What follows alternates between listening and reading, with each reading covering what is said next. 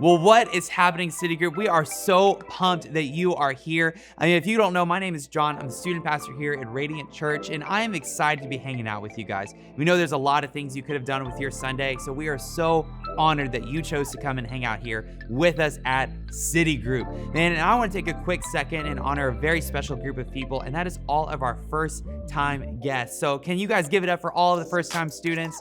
Man, if you are here for the very first time, we are glad that you are here. We want you to feel like you can be a part of the community, part of the team, part of the family. And I just want you to know we're not going to ask anything from you. We want everything for you. You're just going to be here and hang out and get connected. And hopefully you make some friends and get connected to your small group leader. And, maybe you just get to know some new people today. And I hope you have a lot of fun while you're here.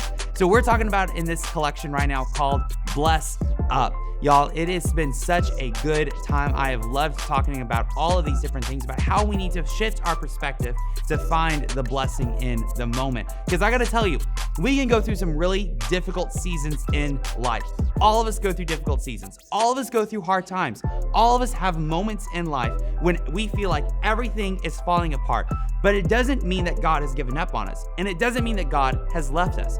Maybe we walked through those moments where we go to school and we had that group of friends, and then the drama came and we lost that group of friends. And now you go to school and you feel like you don't really have a lot of friends. You don't feel like things are going your way. You might feel like life is falling apart. And you might ask yourself the question, why has God abandoned me?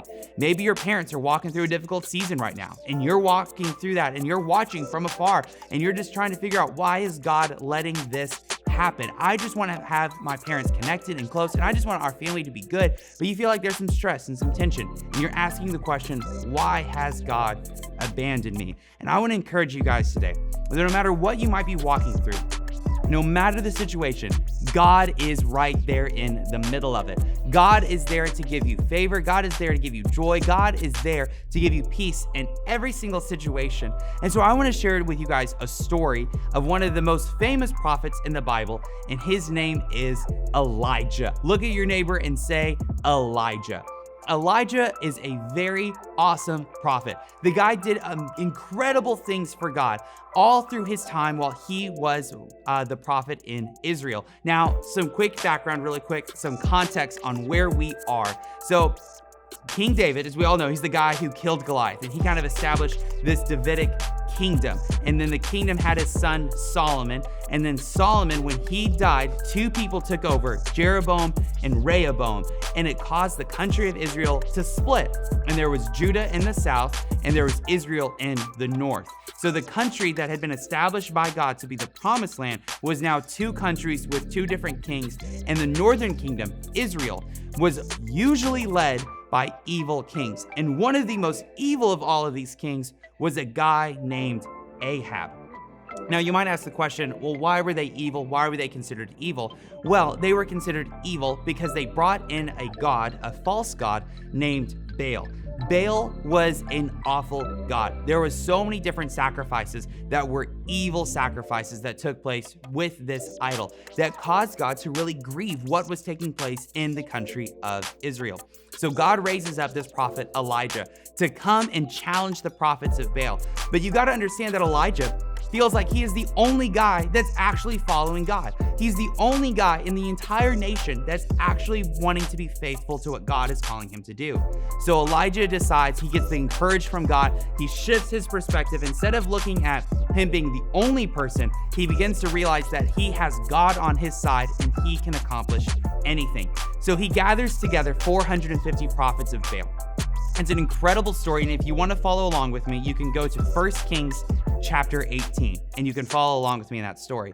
And in 1 Kings chapter 18, Elijah challenges 450 prophets to come before him, and they're going to prove which God is the real God. So what he decides is they're going to build two altars, one altar to Baal and one altar to God. And so he says, if Baal can bring fire from heaven and light up the altar, then we know that Baal is the true God. He's like, but if he can't, and if God can bring fire down from heaven on his altar, then we know that God is the true God. So the prophets of Baal put up their altar, they built it, they put the animal sacrifice on the altar, and then they begin to cry out to Baal. for Baal to bring fire down. And for hours and hours, this goes by. They're crying out, and it gets to the point where Elijah kind of starts to make fun of them. He starts telling them that maybe Baal is busy, maybe Baal is traveling, maybe Baal just isn't around to actually hear your cries. And he begins to make fun of these prophets that as they're crying out to their God. And so hours and hours go by, nothing ever happens.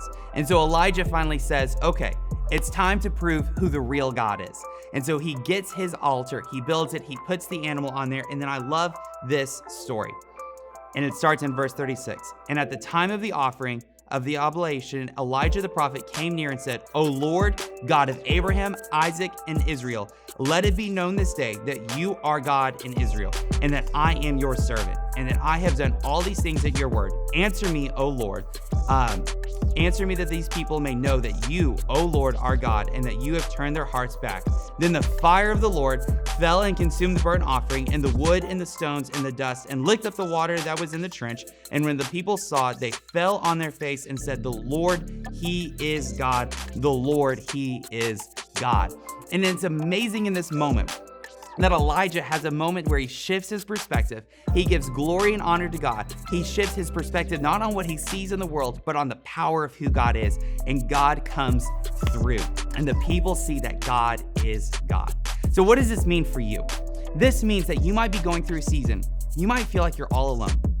You might be walking through a season right now where you feel like nobody cares, nobody's listening, nobody really is trying to take the time to get to know what you're walking through. What I want to encourage you with today is that God is right there with you. And maybe what he wants to see you do is to just have a moment where you shift your perspective. Instead of looking at your life and thinking that you're alone, shift your perspective and realize that God is right there next to you, that God is walking with you through this storm, and that God might want to use you for you to stand up in your school, with your friends, on your sports team, for all of them to know that God is the God of the universe. And he might just be waiting for you to have an awesome encounter with him, just like Elijah did. So I want to encourage you, as you guys go into your city groups, as you guys go into your small groups, take some time to really talk about the story, fully understand what took place in that story, but also take some time to understand that God is with you. So as we always say here in City Group, let's show up and let's open up, and I'll see you guys real soon.